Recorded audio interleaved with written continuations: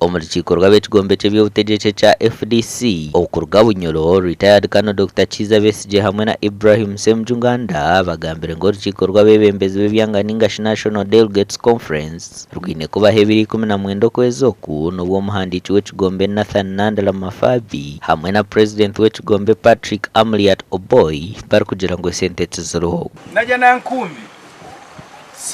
FDC feda tufugibwe eno constitution Choba Nandala weyeze mu parliament nango basavuddeko kubanga yadango bedde werwachi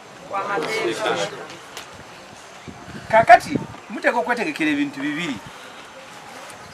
okulwanyisa obumenyi bw'amateeka n'abamenyi bw'amateeka ate mutegere n'embeera mutukolere ebyobufuzi mu Uganda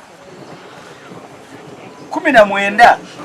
luteme vundike ekkulu eryokutaasa FDC netekitegeeza nti bigenda komaawo so ebyo nebyo mu byetegekere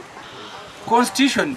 yetufuga eiturabireho na kwikaha nimpamyana muhamanya tinkwenda kwagarakamu hato obu omuhando gusigayireyo gundu kamya ngo abantu bagamba nimwe nogwo rukiko orukukiza obushoborozi omu FDC orubarkweta National Delegates Conference orwono rworwa mutwe rwaremwa no manyango tochi handa aho kugirota aho gambira Besigye agizire ngo mu rugendo rwo kurwanirira kubaho kurundu kw'abantu ebiryo mu FDC n'abandi bitekwa kubaho nobu wakushoma struggle yanka yobane yabo hinde obane yanka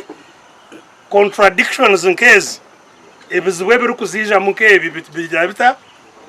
bibamba so ekiriyo mu FDC tikisya ari FDC abantu bona bari mu struggle internal contradictions nzimuka nkezi ebeni ngambira abantu ntana Museveni obu yatandika orutaro kinana na gumwe akagenda n'abantu 200 kutera kabamba bakaba ine mbundu 27 zonka bakaba besigire kuba ratere kabamba nabaza kuhamba embundu zabe ziriyo 15 zikazi yo mustowa kabamba Delegates Conference ya kusala wensonga enkulu okusoka Electoral Commission yakuddamu kola mpya ekyokubiri okwongezaayo n'okuteekateeka okulonda okw'amazima okwo kwe kujja okubeeramu ebyokulonda naye kuno okulonda buli gwe balonze mwena amanye nti balonze byabufere era bwobeereeka manya nti wegase n'abafere muwaayo ekibiina kya FDC abantu bashobora ngo bine kwimuka busya okugarra amani ga FDC agokuremera ha nshonga hati tuli nkaha tuli mu lutaro abakwijana nkumbi abakazi muteja mjore biteteyi omuleja mjore biteteyi mutekeyo bubeyi kamunda abakwa nambe tukire tuli nkaha tuli mu lutaro.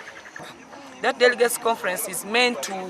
explain to our people, the supporters of FDC, where we have come, where we are, whatever gaps that we have been hearing, the pools, the rocks that you've been hearing in the media, on social media and on radios, what could be the root cause of that? So we are calling upon you to come wherever they will have communicated where that meeting will be, to come and attend. That delegates conference is constitutional as per the party constitution, and it will take place on 19th. Besigye nagira ngo ekibire nchereza FDC ntansa habindi bugombe nakarura katari kushorora bitu natangara biliyoni bigenda misho ekikuru munonga tutebekana samana gaitu abatachenda kukore kitu inokora baturijemu tutugumize mutugire sta kore kitu inokora kandi nece kibarugamba no hurana bangira ngo nyenda kutwara FDC yo munupu na nupu nsitekwa kukoragana nayo ahabo kuba bayina bahagize biturukwenda ngo twena turwande hamwe tugire sta Eshuminche hingwiro mhandiki mukuru w'ekigombe cha FDC akahandikira chairman w'ekigombe waswa Birgwa arikumugera ngo urukiko torroho gasha kwa Ambrose Nwagaba Katoto.